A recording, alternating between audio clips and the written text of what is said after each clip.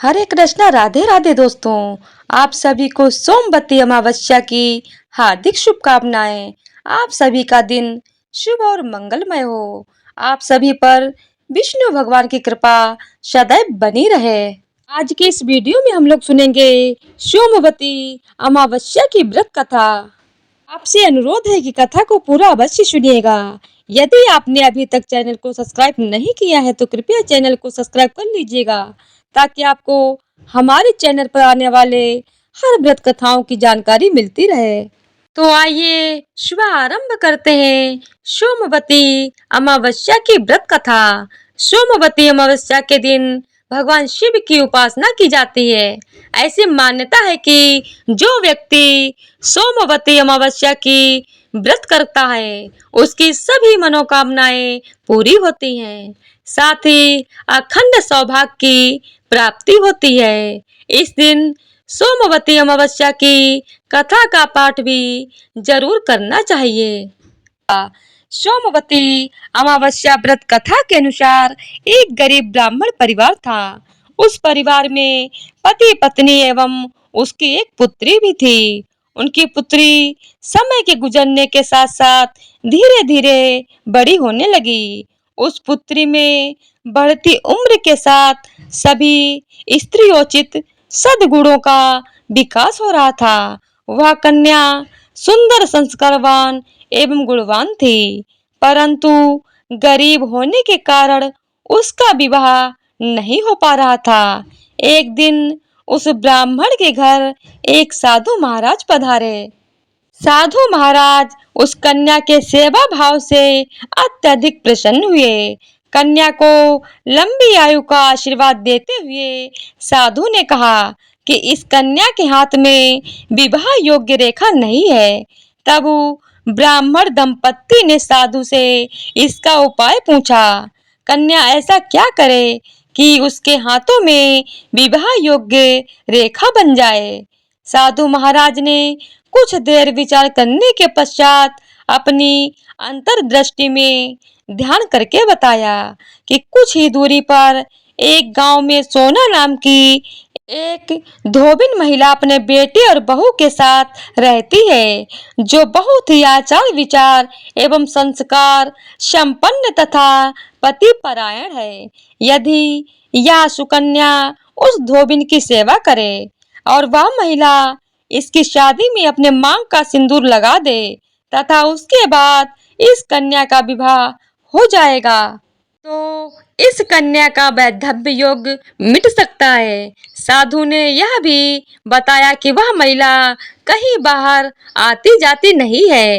यह बात सुनकर ब्राह्मणी ने अपनी बेटी से धोबिन की सेवा करने का प्रस्ताव रखा। अगले दिन से ही कन्या प्रातः काल ही उठकर सोना धोबिन के घर जाकर साफ सफाई एवं अन्य सारे कार्य करके अपने घर वापस आने लगी।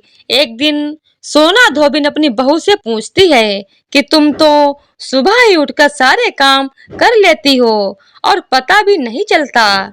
बहू ने कहा, माँ जी, मैंने सोचा कि आप ही सुबह उठकर सारे काम खुद ही खत्म कर लेती हैं।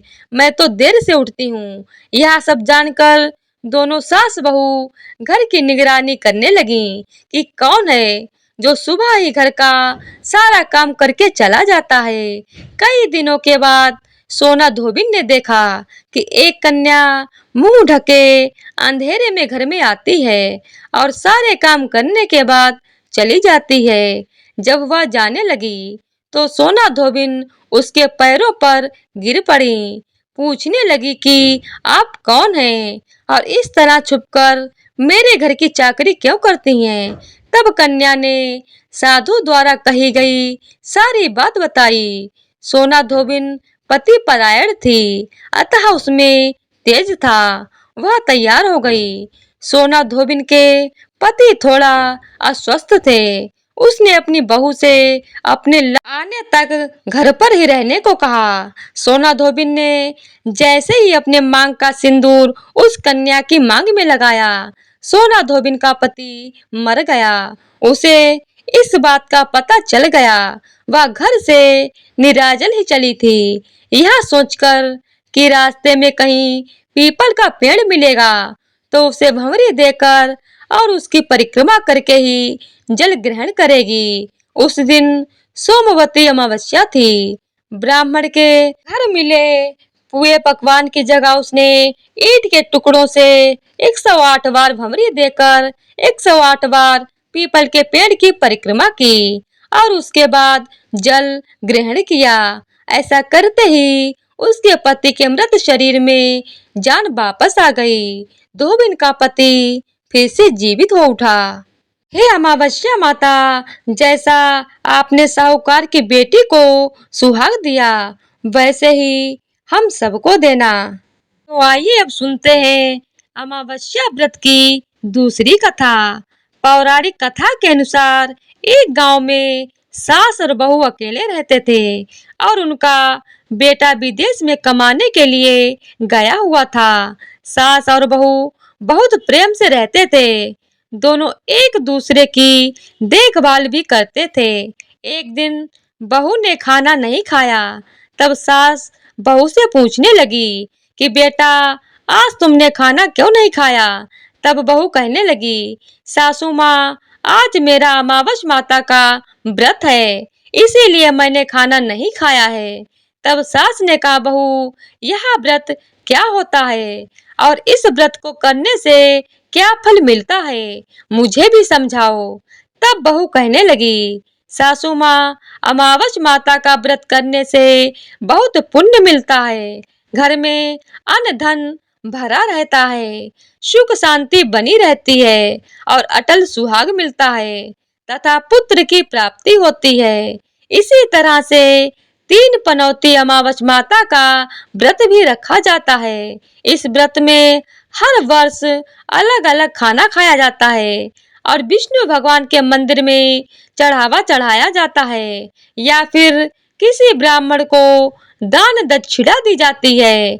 इस व्रत में पहले साल शक्कर, घी और चावल से बना खाना खाया जाता है। पहले साल व्रत पूर्ण होने के बाद 1.25 किलो चावल, 1 कटोरी घी और 1 कटोरी शक्कर का दान किसी ब्राह्मण देवता को दान में दिया जाता है। दूसरे साल घी और शक्कर से बना खाना खाया जाता है। इसी तरह जब दूसरे साल का व्रत पूर्ण हो जाए तब 1.25 किलो जौ, 1 कटोरी घी और 1 कटोरी शक्कर किसी मंदिर में चढ़ाया जाता है या किसी ब्राह्मण को दान में देना होता है। तीसरे साल गुड़, तिल और घी से बने व्यंजन खाने चाहिए। जब तीसरे साल व्रत पूर्ण हो जाए तब आधा किलो तिल, गुड़ और 1 कटोरी घी किसी मंदिर में चढ़ाया जाता है या ब्राह्मण को दान में दिया जाता है। सासू माँ, इसे ही 3 पनौती अमावस्या का व्रत कहा जाता है। फिर बहू बताने लगी कि माँ जी, इस व्रत का संकल्प लेने के बाद इसे पूरा करना जरूरी होता है। अगर पूरा नहीं कर सकते तब घर परिवार में झगड़ा और अशांति आ जाती है। तब सासू माँ कहने लगी, बहू, मेरी तो उम्र हो गई है, लेकिन तुम यह व्रत जरूर करना। तब बहू यह व्रत करना प्रारंभ करती है।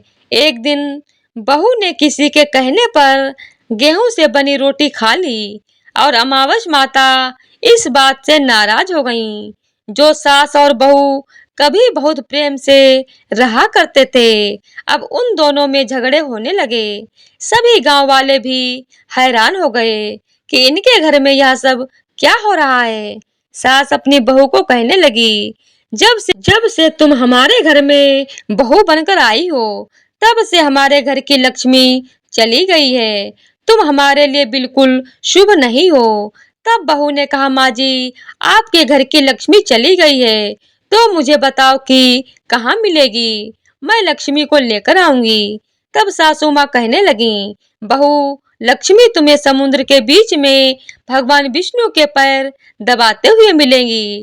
तब बहू यह कहकर चली जाती है कि माँ जी, अब तो मैं लक्ष्मी जी को लेकर ही वापस आऊंगी, नहीं तो मैं इस घर में पैर नहीं रखूंगी। ऐसा कहकर बहू लक्ष्मी जी की खोज में चली गई। जब बहू लक्ष्मी की खोज के लिए निकली तब उसे रास्ते में गाय मिली। गाय बहू से पूछने लगी, आप कहाँ जा रही हैं?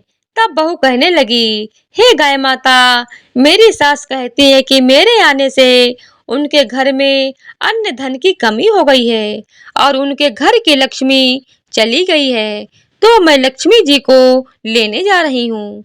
तब गाय माता कहने लगी, हे बेटी, अगर तुम जा ही रही हो तो भगवान से मेरे बारे में भी पूछ लेना। तब बहू कहने लगी, ठीक है गाय माता, मैं आपके बारे में भी पूछ लूंगी। तब गाय माता कहने लगी, जब मेरा बछड़ा होता है तो वो मर जाता है, जिंदा नहीं रहता। तुम लक्ष्मी जी से पूछ लेना कि आखिरकार मेरे साथ ऐसा क्यों हो रहा है। मैंने ऐसे कौन से कर्म किए हैं जिसकी सजा मुझे मिल रही है। तब बहू कहने लगी, गाय माता, मैं आपके बारे में जरूर पूछ लूंगी। ऐसा कहकर बहू आगे बढ़ गई। आज जब वो आगे बढ़ी तब रास्ते में उसे घोड़ी मिली जिसके गले में घंटी बंधी हुई थी। घोड़ी ने भी कहा, बेटी, तुम मेरे दुख का निवारण लक्ष्मी जी से पूछ लेना। तब बहू कहने लगी, मैं जरूर पूछ लूंगी। ऐसा कहकर बहू आगे बढ़ गई। आगे जाते ही बहू को एक अंधा और बहरा बुजुर्ग मिला। उसने भी बहू से अपनी समस्या के निवारण के लिए पूछने को कहा। तब बहू उसकी समस्या भी भगवान से पूछने का कहकर आगे बढ़ गई। आगे जाते ही बहू को एक बूढ़ी औरत मिली जो कि हाथ और पैर से अपाहिज थी। उसने भी बहू से कहा, बेटी, जब तुम भगवान से मिलो तो उनसे पूछना कि आखिरकार मैं अपाहिज क्यों हूँ, मैंने ऐसे कौन से कर्म किए थे। तब बहू उसकी समस्या पूछने के लिए तैयार हो गई और फिर आगे बढ़ गई। आगे जाते जाते बहू बहुत थक गई और एक आम के पेड़ के नीचे बैठ गई। आम का पेड़ बड़ा खुश होकर बहू से पूछने लगा, बेटी, तुम कहाँ से आई हो और कहाँ जा रही हो? तब बहू कहने लगी, मैं लक्ष्मी जी को लेने जा रही हूँ। तब पेड़ भी अपनी समस्या भगवान से पूछने के लिए कहने लगा, मेरे पेड़ पर लगे हुए आम खट्टे ही क्यों होते हैं? इस बारे में बहू रानी भगवान से जरूर पूछ लेना। तब बहू पेड़ की समस्या लेकर आगे बढ़ गई। थोड़ी दूर जाने पर बहू को एक तलाई मिली। वह भी बहू से कहने लगी, बहू, तुम भगवान से पूछना कि मेरी तलाई का पानी इतना मैला क्यों है, कोई भी यहाँ आकर पानी नहीं पीता। तब बहू कहने लगी, जरूर पूछ लूंगी। ऐसा कहकर बहू आगे बढ़ गई। बहुत दिन से जंगल में चलते चलते वह थक गई थी। उसे भूख भी लगी थी लेकिन खाने को कुछ नहीं मिला, तो वह भूख और प्यास से बेचैन हो गई और जंगल में बेहोश हो गई। उसी समय भगवान श्री हरि और माता लक्ष्मी घूमते हुए उधर से जा रहे थे। तब माता लक्ष्मी विष्णु भगवान से कहने लगी, हे नाथ, यह तो आपकी बहुत बड़ी भक्त है, आप इसके दुख का निवारण कीजिए। तब भगवान श्री हरि कहते हैं, इस संसार में तो बहुत से जीव दुखी हैं, सभी अपने अपने कर्मों का फल भोग रहे हैं, मैं किस किस के दुख का निवारण करूं। तब माता लक्ष्मी भगवान श्री हरि से विनती करने लगी, कहने लगी कि वह भूखी प्यासी है, अगर इसे ऐसे में जंगल में छोड़ दिया जाए तो जंगल के जानवर इसे खा डालेंगे। माता लक्ष्मी की बात सुनकर भगवान श्री हरि एक साधु का वेश धारण कर बहू के पास गए और उसे होश में लेकर आए। बहू के होश में आते ही साधु वेश में भगवान उससे पूछने लगे, तुम यहाँ क्यों आई हो और कहाँ जा रही हो? तब बहू ने सारी बात बताई। उसकी बात सुनकर भगवान श्री हरि और माता लक्ष्मी प्रकट हो गए और उनके साथ साथ अमावस माता भी प्रकट हो गईं। बहू यह सब देखकर उनके चरणों में गिरकर उन्हें प्रणाम करने लगी। तब अमावस माता बहू से कहने लगी, बेटी तूने मेरे व्रत को खंडित किया है, इसी की सजा तुझे मिली है। लेकिन अब मैं तुझे क्षमा करती हूँ।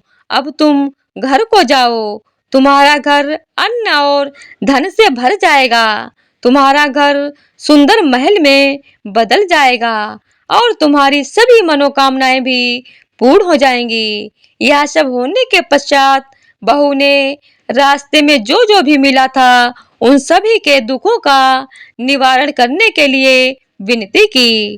तब भगवान श्री हरि कहने लगे, गाय ने कभी अपना दूध किसी को नहीं पिलाया, इस कारण उसके बछड़े जिंदा नहीं रहते। तुम उसका दूध पी लेना, फिर उसके बाद उसके बछड़े जिंदा रहने लगेंगे। और घोड़ी पिछले जन्म में आटा पीसने वाली महिला थी। वह किसी को आटा पीस कर नहीं देती थी, इसीलिए उसके गले में चक्की के पाट बंधे हुए हैं। तुम उनके पाट खोल देना, वह बिल्कुल ठीक हो जाएगी। और वह बुजुर्ग कभी भगवान के मंदिर में नहीं गया, ना ही कभी उसने भगवान के भजन सुने। तुम उसे ले जाकर मंदिर में दर्शन करवा देना, जिससे वह ठीक हो जाएगा। अपाहिज महिला ने कभी अपनी जवानी में दान पुण्य नहीं किया, इसीलिए उसको यह सजा मिली है।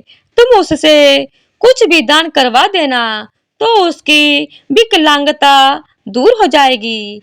और वह आम का पेड़ उसने तो कभी अपने पेड़ के आम किसी बच्चे को खाने नहीं दिए, इसी कारण उसके सभी आम खट्टे होते हैं। अब तुम उस पेड़ का आम खा लेना, फिर उसके बाद से उस पेड़ पर मीठे आम आने लगेंगे। और तलाई का पानी पिछले जन्म में देवरानी जेठानी था, वह हमेशा आपस में झगड़ा करते रहते थे, इसीलिए उसका पानी मैला है।